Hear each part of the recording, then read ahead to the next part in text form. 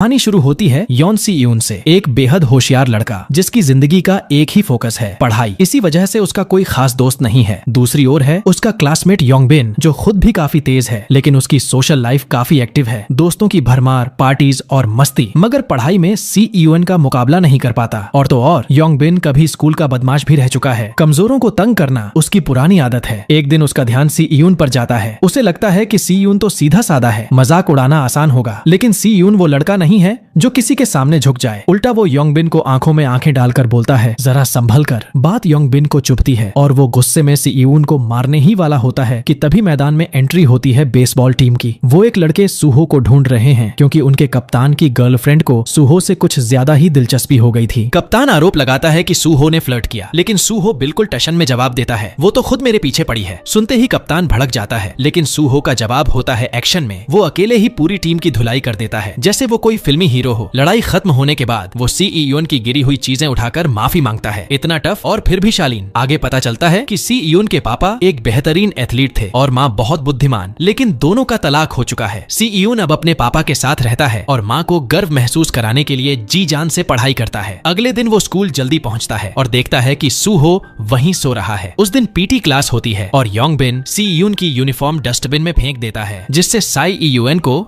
Class की dress में ही दौड़ना पड़ता है। यहीं से शुरू होती है असली परेशानी। योंग बिन और उसके दोस्त सी यून की हालत पर हंसते हैं, लेकिन सूहो फिर से सामने आता है और सबको बोलता है, तुम लोग खुद भी कोई एथलीट नहीं हो। और क्योंकि उसकी बॉडी और एटीट्यूड दोनों दमदार हैं, कोई कुछ कह भी नहीं पाता। सी यून को अब यकीन हो जाता है कि यूनिफॉर्म उन्हीं लड़कों ने गायब की है, तो वो सीधा जाकर बोलता है कि बाज आ जाओ। लेकिन योंग बिन का एक दोस्त उसका कॉलर पकड़ लेता है और डराने की कोशिश करता है। सी यून की खास बात यही है कि चाहे हालत कितनी भी टेढ़ी हो, वो नजरें नहीं झुकाता। सौभाग्य से उसी वक्त एक टीचर आ जाते हैं और मामला शांत हो जाता है। कुछ वक्त बाद सी यून अपने कमरे में पढ़ाई में बिजी होता है कि दरवाजे पर दस्तक होती है। दरवाजा खोलता है तो सामने सूहो खड़ा होता है, जो अब एक डिलीवरी बॉय के तौर पर काम कर रहा है और गलती से सी यून के घर पहुंच गया। लेकिन बिना किसी झिझक के अंदर घुस आता है और पानी मांगता है। अगले दिन स्कूल में एक नया स्टूडेंट आता है, बियोम सियोक, जो एक बड़े नेता का बेटा है। पहले ही दिन योंग बिन और उसके दोस्त उसके पास इंप्रेशन जमाने पहुंचते हैं, लेकिन वो सी यून की सीट पर बैठे होते हैं। सी यून आता है और साफ कहता है कि सीट खाली करो। यिन को तो बस मौका चाहिए था सी यून को मारने का, लेकिन फिर से सूहो बीच में आता है और कहता है, चुप रहो, सोने दो मुझे। और सब चुपचाप अपनी जगह लौट जाते हैं। शाम को योंग बिन अपने दोस्तों के साथ डिस्को में पार्टी कर रहा होता है। सी यून का हौसला तोड़ने के लिए अब योंग बिन और उसके दोस्तों ने ठान लिया था कि सिर्फ मजाक उड़ाना या धौंस जमाना काफी नहीं, अब वार करेंगे उसकी सबसे बड़ी ताकत पर, उसकी पढ़ाई पर। उनका नया प्लान था सी यून को ड्रग्स देकर उसका एग्जाम बिगाड़ना, ताकि उसका आत्मविश्वास टूट जाए। इसके लिए योंग बिन ने अपने कजिन से कुछ ड्रग्स मंगवाई और इस गंदे काम में बियोम सियोक को भी शामिल किया। बियोम सियोक पर प्रेशर डालकर धमकाया गया, अगर मदद नहीं की तो उसके साथ भी वही होगा जो पिछली स्कूल में होता था। डर के मारे बियोम सियोक सी यून के एग्जाम के बीच में उसके शरीर पर फेंटानिल का पैच चिपका देता है। सी यून को चक्कर आने लगते हैं। वो होश में आने की कोशिश करता है, खुद को झटका देने की कोशिश करता है, लेकिन तब तक टाइम खत्म हो चुका होता है। जब पेपर खत्म होता है और वो अपनी आंसर शीट देखता है, उसे एक ही गलती नजर आती है, बस एक, बट दैट वाज इनफ। वो अंदर तक हिल जाता है, गुस्से से आग बबूला हो जाता है और सीधे जा पहुंचता है योंग बिन के पास। फिर होता है धमाकेदार पल। सी यून, जो अब तक शांत और पढ़ाकू माना जाता था, योंग बिन की जबरदस्त धुलाई करता है, इतनी बुरी कि उसके दोस्त सिर्फ खड़े रहकर तमाशा देखते रह जाते हैं। तभी सूहो आता है और उसे रोकने की कोशिश करता है, कहता है, बस कर यार, बहुत हो गया। लेकिन सी यून की आंखों में अब भी गुस्से की आग जल रही थी। वो कहता है, इससे कुछ नहीं सीखा, अब तू भी। और सूहो से भी भिड़ने को तैयार हो जाता है। लेकिन सूहो क्लास का सबसे दमदार फाइटर था, वो बड़ी आसानी से सी यून को रोक लेता है। फिर एक टीचर आ जाती है और लड़ाई को वहीं खत्म करवाती है। इस भिड़ंत का अंजाम ये होता है कि योंग बिन की नाक टूट जाती है और उसकी माँ स्कूल में पहुंचकर मांग करती है कि सी यून को स्कूल से निकाल दिया जाए। मगर सी यून बड़ी ठंडक से कहता है, मैम, आपका बेटा स्कूल में ड्रग्स लाया है, किसे निकालना चाहिए ये आपको तय करना चाहिए, और सबूत सामने रख देता है। वो सुनते ही माँ चुप हो जाती है और समझ जाती है कि केस उल्टा भी पड़ सकता है, इसलिए शिकायत नहीं करती। अगले दिन योंग बिन के दोस्त बदला लेने की सोचते हैं और सी यून को स्कूल के बाद लड़ाई के लिए चैलेंज देते हैं। लेकिन सी यून कहता है, क्यों इंतजार करना, अभी निपटा लो। सब बाथरूम में जाते हैं, जहाँ सी यून दरवाजा बंद कर देता है। लेकिन इस बार उसका इरादा लड़ने का नहीं था, ये था उसका माइंड गेम। वो सिर्फ इतना डर पैदा करता है कि अगली बार कोई उसके सामने खड़ा होने की हिम्मत न करे। उसकी ये चाल काम करती है और क्लास में उसकी इमेज बन जाती है, एक कमजोर मगर दिमागदार हीरो की। उधर अस्पताल में योंग बिन अपने कजिन को कॉल करता है। अब वो सी यून को सबक सिखाने के लिए उसे हायर करना चाहता है। लेकिन दूसरी ओर सी यून और सूहो की दोस्ती गहरी होने लगती है। पहले लड़ाई, फिर बातें, और अब दोनों ज्यादा वक्त एक दूसरे के साथ बिताने लगे थे। पूरी स्कूल में अफवाह उड़ जाती है कि ये दोनों अब बेस्ट फ्रेंड्स बन गए हैं। इसी बीच बियोम सियोक भी सी ईयून के करीब आना चाहता है, लेकिन साई ईयून साफ कहता है मुझसे दोस्ती की एक्टिंग मत कर। स्कूल से बाहर निकलते वक्त योंग बिन पहले से कुछ गुंडों के साथ सी ईयून का इंतजार कर रहा होता है। वो लोग उसे उठा ले जाते हैं किसी सुनसान जगह पर पीटने के लिए। बियोम सियोक ये सब देख लेता है और बिना समय गंवाए सूहो को बताने भागता है। सूहो पहले तो इनकार करता है, कहता है मुझे किसी पंगे में नहीं पड़ना, लेकिन फिर बियोम सियोक उसे पैसों की पेशकश करता है। सूहो मान जाता है और दोनों निकल पड़ते हैं सी ईयून की मदद करने। इस बीच सी ईयून पर हमला हो चुका है, लेकिन वो इतना समझदार है कि हालात को अपने फेवर में मोड़ने के लिए एक स्ट्रेटेजी बना लेता है। उसका प्लान काम करता है और वो एक एक करके सबको चकमा देने लगता है। मगर योंग बिन का कजिन, जो वाकई में ताकतवर है, फिर से उठ खड़ा होता है और एक जानलेवा हमला करने के लिए बढ़ता है। योंग बिन अब पूरी तरह से आपा खो चुका था। उसका अगला निशाना था सी ईयून के हाथ। हाँ, वो उसके हाथ तोड़ना चाहता था ताकि वो कभी दोबारा न लिख सके, न पढ़ सके। लेकिन ठीक उसी वक्त जैसे किसी हीरो की एंट्री होती है, सूहो आ जाता है। वो पूरे गुस्से में उन गुंडों से कहता है बस बहुत हो गया, लेकिन योंग बिन का कजिन मानने को तैयार नहीं था। अब बात बन चुकी थी इज्जत की।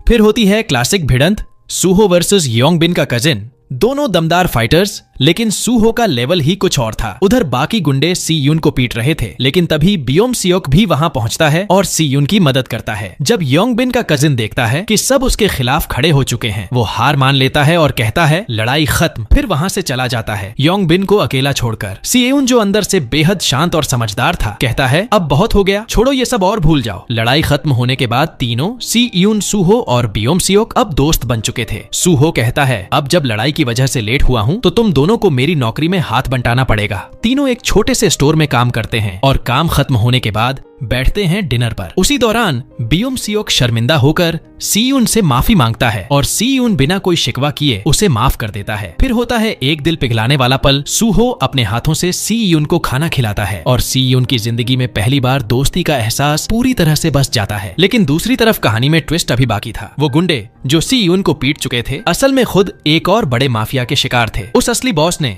जिसे सब साइको कहते थे, जानबूझकर अपने ही एक आदमी का हाथ तोड़वा दिया ताकि उसे बहाना मिल जाए और फिर वो मांग सके 15 लाख का हर्जाना। सी यून और उसके दोस्तों के लिए अब ये सिर्फ लड़ाई नहीं, ब्लैकमेलिंग की जंग बन चुकी थी। अगली सुबह तीनों दोस्त एक साथ रिलैक्स करने के लिए मिलते हैं, लेकिन सी यून तो बिना पढ़े रह ही नहीं सकता, इसलिए जाने लगता है। तभी सूहो कहता है चल एक शर्त लगाते हैं, देखते हैं कौन किससे बेहतर है। शर्त में सूहो हारता है और सी यून खुशी खुशी घर की ओर निकल पड़ता है। लेकिन रास्ते में उसका सामना होता है उस गुंडे की बहन से, जिसने सी यून को पहले मारा था। वो सी यून को रोक कर कहती है चलो कुछ खा आते हैं, और फिर बोलती है मुझे तो रफ लड़के ही पसंद हैं। सी यून कुछ समझ नहीं पाता, लेकिन हाँ, वक्त अच्छा बीतता है। अगले दिन योंग बिन स्कूल आता है अपना सामान लेने, लेकिन जाने से पहले सी यून से रिक्वेस्ट करता है कि उसके साथ पार्किंग तक चले, क्योंकि वो एक डिक्लेरेशन देना चाहता है कि फेंटेनिल उसका नहीं था। सी यून मान जाता है, लेकिन उसे नहीं पता था कि ये सब एक चाल थी। पार्किंग में पहले से उस गैंग का बॉस बैठा होता है, जिसने पूरा गेम प्लान किया था। वो कहता है तुम लोगों ने योंग बिन को मारा है, अब उसका हर्जाना भरना पड़ेगा 15 लाख, और धमकी देता है कि अगर पैसे नहीं मिले तो हालात बहुत खराब हो जाएंगे, नहीं तो कर्ज लेना पड़ेगा, और जब चुकता नहीं कर पाओगे तो जिंदगी भर उसके लिए काम करना पड़ेगा। यही था उस गैंग का असली तरीका, लोगों को कर्ज के जाल में फंसाकर उनका इस्तेमाल करना। अगले कुछ दिन पूरे गैंग के लोग साई ईयून और उसके दोस्तों का पीछा करते रहते हैं, जिससे साई ईयून तंग आ जाता है। वो अपनी नई दोस्त से बात करता है, जो उसे पूरे गैंग के सिस्टम के बारे में बताती है। कहती है कि उस बॉस से उलझना अपनी बर्बादी को न्योता देना है। वो उसे समझाती है कि खुद की भलाई के लिए पैसा दे दो और इस पागल इंसान से दूर रहो। उधर बियोम सियोक, जो अब अपने दोस्तों के लिए कुछ भी करने को तैयार था, अपने पापा की घड़ी चुरा लेता है और उसे बेचकर 15 लाख का इंतजाम कर लेता है। लेकिन क्या पैसे देना ही हल है? सी यून की प्लानिंग अब अपने आखिरी पड़ाव पर थी। जब बियोम सियोक ने पैसे जुटा लिए, सी यून और बाकी दोस्तों ने फैसला किया कि उन्हें ये पैसे नहीं देने चाहिए, बल्कि सीधे पुलिस को बुलाकर इस पूरे गैंग का खेल खत्म करना चाहिए, क्योंकि अगर एक बार पैसे दे दिए तो फिर कभी पीछा नहीं छूटेगा। सी यून बताता है कि उसने सबूतों का लोकेशन ट्रेस कर लिया है, वो सब उस गैंग लीडर के घर में मौजूद है, बस पुलिस को वहां ले जाना होगा। लेकिन इस मिशन की शुरुआत सूहो करेगा। वो सबसे पहले उस क्रिमिनल के घर जाएगा और अपनी बेटिंग ऐप का आइडिया उसे बेचने की कोशिश करेगा ताकि उसका विश्वास जीत सके। फिर क्या था, प्लान तुरंत शुरू होता है। सूहो बताता है कि उसे उसकी ऐप के बारे में सब पता है और एक बड़ा ऑफर लेकर आया है, पूरी स्कूल को एक जुए के अड्डे में बदलने का ऑफर। वो क्रिमिनल इस आइडिया से इतना खुश होता है कि सूहो को अपने गैंग में शामिल करने को तैयार हो जाता है।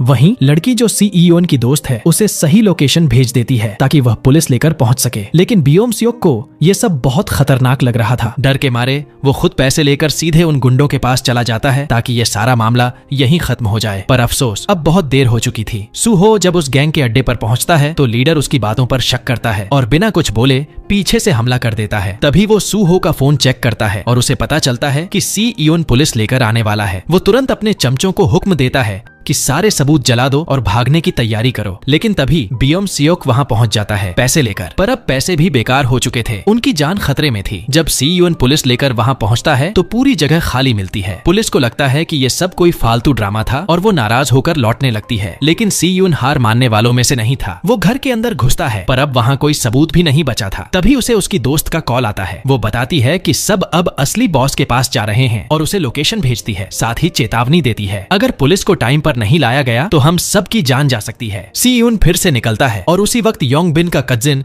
उस क्रिमिनल बॉस से आमने सामने हो रहा था। वो कहता है अब बहुत हो गया, ये सब खत्म करो। लेकिन बॉस बिना वक्त गंवाए उसकी बुरी तरह पिटाई शुरू कर देता है। तभी योंग बीच में बोलती है रुको। लेकिन बॉस और भी पागल हो चुका था। वो अपने लोगों से कहता है योंग आई को खत्म कर दो और यही नहीं रुकता। वो सबसे छोटे लड़के को कहता है कि वह कजिन और योंगी दोनों की हत्या कर दे क्योंकि वो नाबालिग है और उसे जेल नहीं होगी। फिर वो कजिन की जान भी लेना चाहता है लेकिन तभी कजिन उठता है और उसे चुनौती देता है एक फाइनल फाइट, अगर मैं जीता तो मैं नया बॉस बनूंगा। लड़ाई शुरू होती है, ब्रूटल, रॉ और जानलेवा। लेकिन जैसे ही वह क्रिमिनल हारता दिखता है वह छुरी निकालकर कजिन पर हमला करता है और उसे चीर देता है। ये देख योंगाई का सब्र टूट जाता है। वो खुद चाकू लेकर उस गैंगस्टर को धमकाती है पर बॉस एक चालाक शिकारी था। वो चाकू छीन लेता है और जैसे ही हमला करने वाला होता है बाहर पुलिस की सायरन सुनाई देती है। सीयून एंट्री करता है फिल्मी स्टाइल में। वो कहता है पुलिस आ गई है, अब भाग लो। फिर वो सूहो और बियोम सियोक को आजाद करता है और जैसे ही सब जाने लगते हैं पता चलता है सी यून ने उन्हें धोखा दिया था। वो असली पुलिस नहीं थी, सिर्फ एक फेक अलार्म था ताकि सब डर जाएं। लेकिन अब सब फिर से भिड़ जाते हैं। घमासान लड़ाई शुरू होती है और कजिन अपने घायल दोस्तों को बचाकर भागने की कोशिश करता है। तभी असली पुलिस भी पहुंच जाती है एक धमाकेदार वार्निंग शॉट के साथ और पूरा माहौल थम जाता है। लेकिन वो पागल बॉस इतनी आसानी से हार मानने वाला नहीं था। वो एक लड़के को ढाल बनाकर भाग निकलता है। सी यून जानता था कि अगर उन्होंने उस गैंग लीडर को अभी नहीं रोका तो वो कभी भी लौटकर बदला ले सकता है, इसलिए वो उसका पीछा करता है। जब वो उसे पकड़ता है तो उससे भिड़ने की कोशिश करता है लेकिन गैंग लीडर बहुत ताकतवर था। सौभाग्य से उसी वक्त सूहो भी आ जाता है और उसे समझाने की कोशिश करता है कि अब बस कर दे और खुद ही पुलिस के हवाले हो जाए। लेकिन वो मानता नहीं और फिर शुरू होती है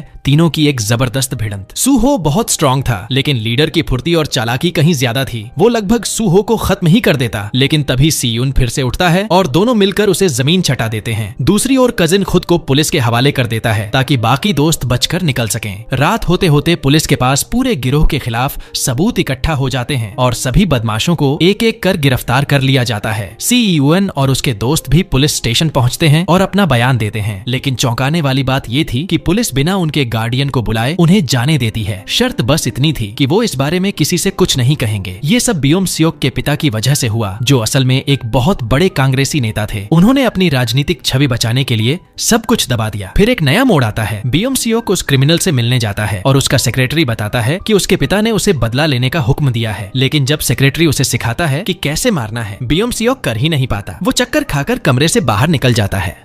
उधर अस्पताल में साई ईयूएन और उसकी दोस्त सूहो से मिलने जाते हैं। सूहो बताता है कि वो अब ठीक है और कल डिस्चार्ज हो जाएगा। फिर लड़की कहती है कि वो साई ईयूएन को डेट कर रही है इसलिए सूहो को ज्यादा घूरना बंद करना चाहिए। लेकिन सूहो सीधा बोल देता है ऐसा कुछ नहीं है। सीयून जब अपने घर पहुंचता है तो वहां कोई नहीं होता, इसलिए फिर से अस्पताल लौटकर सूहो और बाकी को खाना खिलाने पहुंच जाता है। सूहो थोड़ा घबरा जाता है और बोलता है तू मुझे डरा रहा है भाई, कोई इतना अच्छा कैसे हो सकता है। सीयून बस मुस्कुरा देता है। पर इस सब के बीच बियोम सियोक की हालत बदतर होती जा रही थी। उसे बेरहमी से पीटा जा रहा था क्योंकि सच ये था कि वो कांग्रेसी उसका असली पिता था ही नहीं। उसने तो बस अपनी पॉलिटिकल इमेज के लिए उसे गोद लिया था और अब जानवरों से भी बदतर सलूक कर रहा था। अगले दिन स्कूल में बियोम सियोक की पॉपुलैरिटी अचानक बढ़ जाती है क्योंकि अब सबको पता था कि जिन क्रिमिनल्स को पकड़ा गया है वो उसी के कारण हुए। लेकिन जब उसके दोस्त उसे योंगी के बारे में बताते हैं तो उसे लगने लगता है कि वो धीरे धीरे उसे रिप्लेस कर रही है। जब वो सूहो का इंस्टाग्राम चेक करता है तो उसे जलन होने लगती है। जल्द ही उसे पता चलता है कि सूहो का बर्थडे आ रहा है और योंगी उसके लिए पार्टी प्लान कर रही है। लेकिन बियोम सियोक कह देता है कोई जरूरत नहीं है। जैसे जैसे दिन बीतते हैं उसे लगता है कि योंग ई उसके दोस्तों को उससे छीन रही है। जब वे लोग कराओके जाते हैं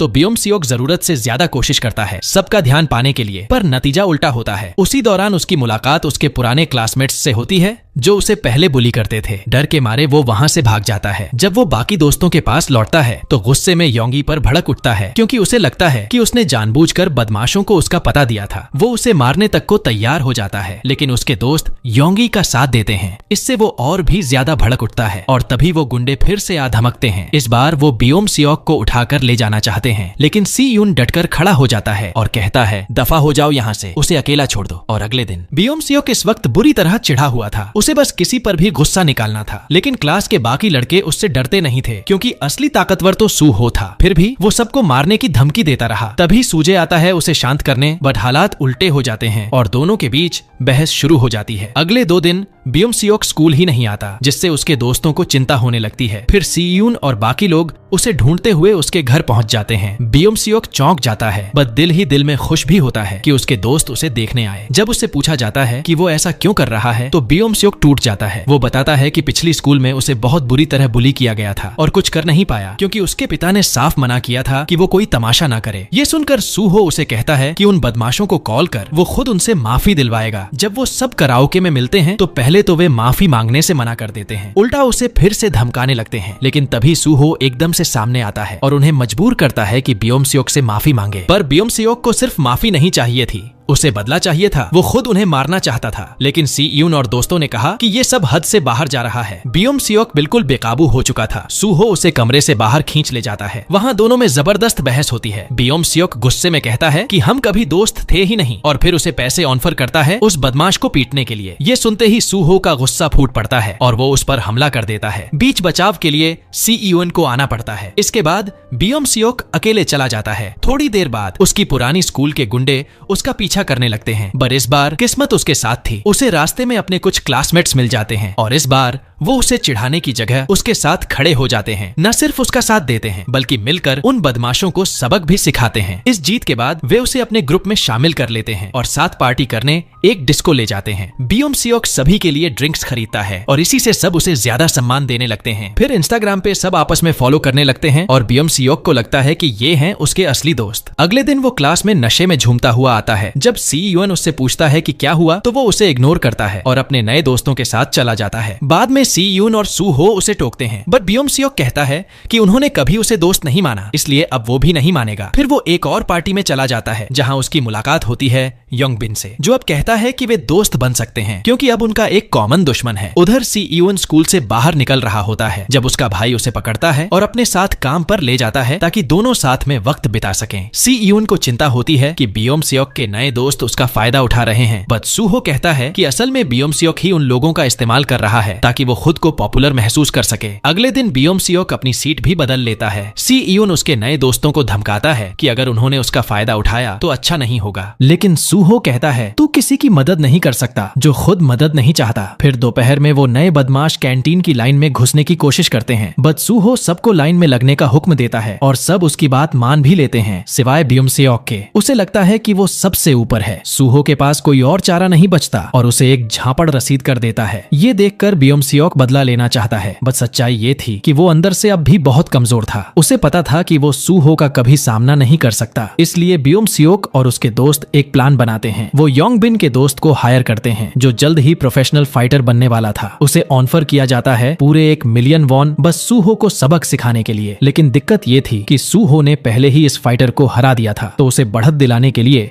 बियोम सियोक और उसके दोस्तों ने सूहो की बाइक के ब्रेक काट दिए ताकि वो हादसे में घायल हो जाए और ढंग से लड़ न पाए। सूहो को अंदर ही अंदर समझ आ गया था कि इसके पीछे कौन है, बट वो सी यून को टेंशन नहीं देना चाहता था, इसलिए उसने ऐसे किया जैसे उसे कुछ पता ही नहीं। थोड़ा वक्त बीतता है और आ जाता है सूहो का बर्थडे। यही वो दिन था जब बियोम सियोक और उसके दोस्त सूहो को पीटने की प्लानिंग कर रहे थे। बियोम सियोक उसे कॉल करता है, बट सूहो ने उसे पहले ही ब्लॉक कर रखा था, इसलिए बियोम सियोक अब योंगी को कॉल करता है और कहता है कि वो सब दोस्तों से फिर से मेलजोल करना चाहता है और सूहो को एक गिफ्ट देना चाहता है, बट इसके लिए उसे योंगी की मदद चाहिए। योंगी जो चाहती थी कि सब फिर से दोस्त बन जाएं, इस झांसे में आ जाती है और मान जाती है, लेकिन असल में ये सब एक बहुत बड़ी साजिश थी। फिर एक मैसेज सूहो को भेजा जाता है, बट सबसे पहले वो सी यून के हाथ लग जाता है। वो पूरा मैसेज डिलीट कर देता है और सू हो से कहता है कि वो आराम से खाना खाए, वो थोड़ी देर में कुछ काम निपटा कर आएगा। जब सी यून उस जगह पहुंचता है तो वो पूरे एरिया का एनालिसिस करता है और एक स्ट्रेटेजी प्लान करता है ताकि वक्त आने पर वहां से सुरक्षित भाग सके। फिर वो उन गुंडों के पास जाता है जिन्हें साई यून की जगह सू हो की उम्मीद थी। उसे देखकर बियोम सियोक थोड़ी देर के लिए घबरा जाता है और कहता है कि वो वापस चला जाए, लेकिन योंग बिन अब किसी भी हालत में सी यून को छोड़ना नहीं चाहता था। सी यून फौरन दौड़ना शुरू करता है और अपनी बनाई हुई स्ट्रेटेजी से काफी सारे बदमाशों से बच निकलता है, लेकिन आखिर में उनके नंबर ज्यादा थे। फिर भी सी यून अपने दिमाग और दम से कईयों को हरा देता है, पर तभी आ जाता है वो फाइटर जिसके आते ही सब उसके पीछे छुप जाते हैं। वो सच में बहुत ताकतवर था। सी यून को बहुत आसानी से जमीन पर गिरा देता है। जब योंग बिन उसे मारने के लिए आगे बढ़ता है तो बियोम सियोक उसे रोकता है और कहता है कि इससे उसका कोई लेना देना नहीं है, लेकिन उसका नया दोस्त उल्टा उससे कहता है कि उसे अब एक साइड चुननी पड़ेगी और बियोम सियोक चुपचाप खड़ा रहता है और सबके सामने सी यून को पिटता हुआ देखता है। इस भयानक मारपीट के दौरान योंग ई ने पुलिस को कॉल कर दिया था। पुलिस आते ही सारे गुंडे वहां से भाग जाते हैं। जब सी यून होश में आता है तो वो बहुत ज्यादा घायल था। योंग ई पुलिस को पूरी सच्चाई बता रही थी, बट सी यून उसे रोकता है और कहता है कि वो कुछ न कहे। फिर वो खुद बियोम सियोक को कॉल करता है और कहता है कि वो उसे पुलिस में नहीं देगा, बट ये सब यहीं खत्म होना चाहिए। अगले दिन सी यून के पिता उससे पूछते हैं कि ये चोटें कैसे लगी। सी यून झूठ बोलता है, कहता है कि सीढ़ियों से गिर गया था। उसका पिता बहुत परेशान हो जाता है और कहता है कि अब वो उसे किसी दूसरी स्कूल में ट्रांसफर कर देगा। उधर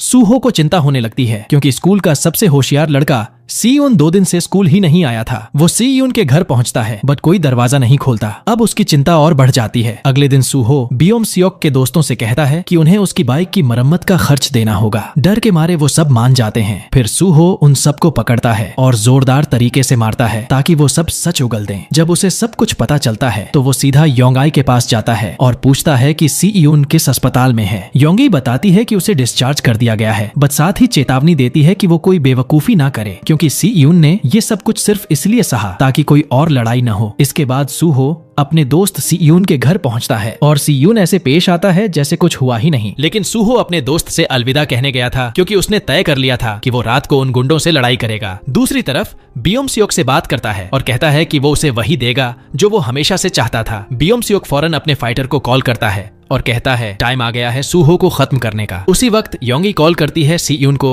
और बताती है कि सूहो को सब कुछ पता चल चुका है और अब वो बहुत परेशान है क्योंकि ना तो वो काम पर गया और ना ही उसका फोन उठ रहा है। ये सुनते ही सी यून अपनी पढ़ाई छोड़कर अपने दोस्त की तलाश में निकल पड़ता है। उधर सूहो और बियोम सियोक आमने सामने होते हैं। सूहो उससे माफी मांगता है, कहता है कि वो नहीं चाहता था कि उसके शब्दों से बियोम सियोक को दुख पहुंचे। साथ ही वो उसे सी यून से माफी मांगने के लिए भी कहता है, लेकिन बियोम सियोक का जवाब वही था जो कभी उसके साथ बदतमीजी करने वाले लड़कों ने उससे कहा था, मुझे माफी मांगने की कोई जरूरत नहीं है। यानी अब वो खुद ही बन चुका था वही चीज जिसने उसे एक समय सबसे ज्यादा दर्द दिया था। ये सुनते ही सूहो का गुस्सा फूट पड़ता है और वो उसे जोरदार पंच मारता है। तभी बियोम सियोक का फाइटर बीच में कूदता है और कहता है अब लड़ाई मुझसे होगी। दोनों रिंग में उतरते हैं और फाइट शुरू होती है। दोनों ही जबरदस्त फाइटर थे, लेकिन बियोम सियोक का आदमी लगभग प्रोफेशनल बन चुका था और सूहो अब भी घायल था। फिर भी सूहो अपनी पूरी ताकत झोंक देता है और उसे गिरा भी देता है। बट जैसे ही वो फिनिशिंग मूव करने वाला था, पीछे से एक गुंडा आकर उसे जोर से लात मार देता है। इससे सूहो बुरी तरह घायल हो जाता है। तभी बियोम सियोक खुद रिंग में चढ़ जाता है और सूहो के सिर पर क्रूरता से वार करता है। फिर बाकी के गुंडे भी ऊपर चढ़ाते हैं और मिलकर सूहो को बुरी तरह पीटते हैं, मानो जान ही ले लेंगे। लेकिन उसी वक्त बियोम सियोक का सेक्रेटरी आकर सबको रोकता है, बट तब तक सूहो की सांसें रुक चुकी थीं। ये देख बियोम सियोक का दिल बैठ जाता है। वो वहीं रोने लगता है जैसे कोई छोटा बच्चा हो। वो फौरन एम्बुलेंस बुलाना चाहता था, पर उसके सेक्रेटरी उसे जबरदस्ती वहां से खींच ले जाते हैं। फिर वो दोबारा वापस आते हैं क्योंकि अब कोई गवाह नहीं छोड़ सकते थे। वो दोनों गुंडों से कहते हैं, अब तुम ही लोग इसकी पूरी जिम्मेदारी लोगे। उसी रात बियोम सियोक के घर उसके पापा उसे कहते हैं, अब तू देश छोड़ने की तैयारी कर और तब तक घर से बाहर मत निकल। अगली सुबह सी यून जल्दी स्कूल पहुंचता है, पर उसे सब कुछ अजीब लगता है। सूहो नहीं था। उस दिन फाइनल एग्जाम्स भी थे, पर उसकी फिक्र में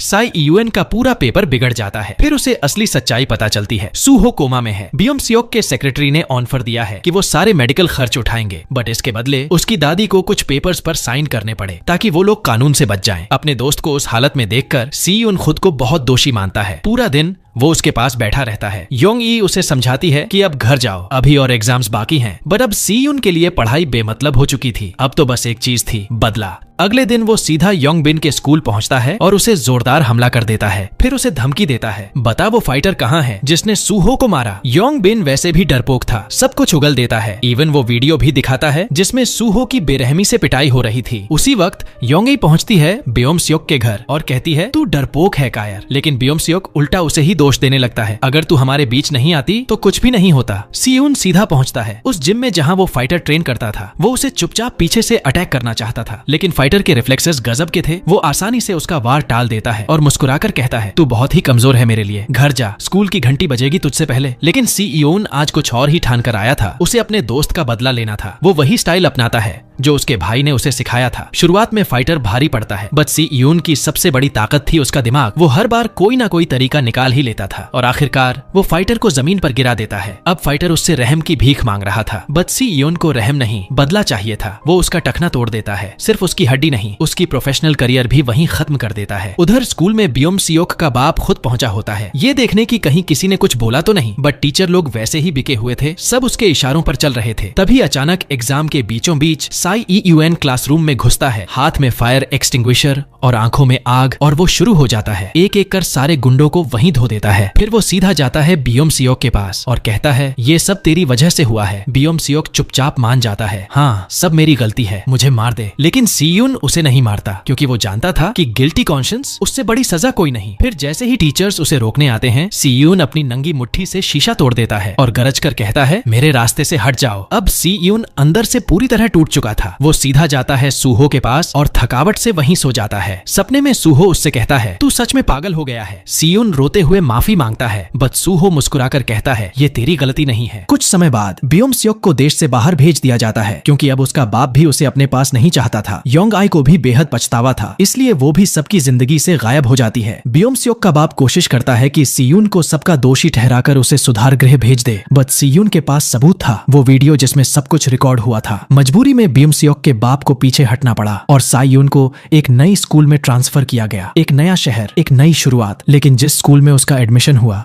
जॉन डॉन पो स्कूल, वो स्कूल कम और एक अंडरग्राउंड फाइट क्लब ज्यादा लगता था। पहले ही दिन वहाँ की हवा में तलखी थी, लेकिन सीयून अब पीछे हटने वालों में से नहीं था। तभी एक स्टूडेंट उससे भिड़ने आ गया और सीयून तैयार था। तू चाहता है फाइट, तो चल फिर। और यहीं खत्म होती है ये कहानी। याद रखिए, ये तो सिर्फ पहला सीजन था और सीजन 2 का वीडियो बहुत जल्द आने वाला है, इसीलिए चैनल को सब्सक्राइब करना और बेल आइकन दबाना बिल्कुल मत भूलिए। अगर आपको ये रिकैप पसंद आया हो तो वीडियो को लाइक जरूर कीजिए। मिलते हैं अगले धमाकेदार वीडियो में।